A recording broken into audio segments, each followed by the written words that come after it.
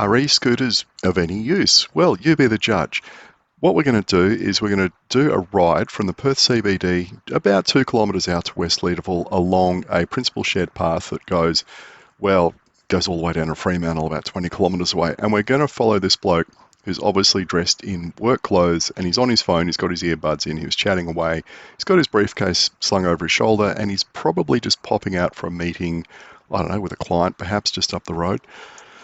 And a couple of things surprised me. The first was the acceleration on that thing was pretty darn good. For me to keep up with him, I would have had to have really been pumping the pedals, which I wasn't doing because I was just starting out and warming up. But certainly every time we took off from a standstill, he was off like a rocket.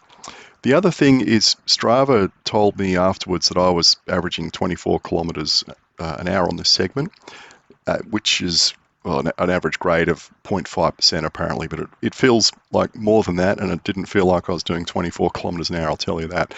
But again, he took off and left me for dead. Now, the beauty of this is, you think about the amount of time it would have taken him if he was going to drive.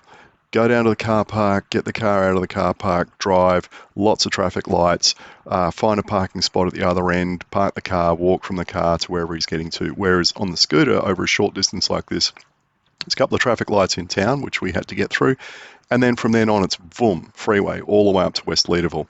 And I thought I'd lost him, but as we came up to this subway and there's a bridge over the top, I spotted him on the other side of the tracks. He'd already managed to get to this point, go up that path on the side there and get over there. That's how much ahead of me he was. And I guess he probably had a meeting up there in that office area. And he was there in, I don't know, 5 or 6 minutes from leaving his office, I would guess, of which a couple of minutes would have been getting out of the city and tangling with the traffic lights and things like that. And then a quick zip up the principal shared path, and then again a little bit of messing around in Leederville to get to the client, and then fold the thing up and take it into the meeting. Now, these things are really quite popular in Perth, and I see them almost every single day. Some of them being ridden way too fast, but a very small percentage. The rest being ridden like this guy, quite responsibly, just relaxed, wearing street clothes, or work clothes, and they can do these short distances very comfortably at good speeds and lots and lots of convenience. When you think about the way he's dressed, he could just go into the office, take off his backpack, his jacket, his helmet. He's not sweaty, doesn't need to have a shower.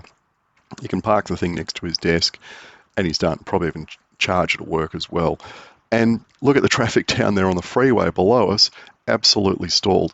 He's going to be home before all those drivers down there on that multi-billion-dollar freeway on this $1,000 thing. So, look, I think a combination of the good infrastructure, well, I think it is the good infrastructure that makes these things. If you don't have good paths like this, I don't think they work at all.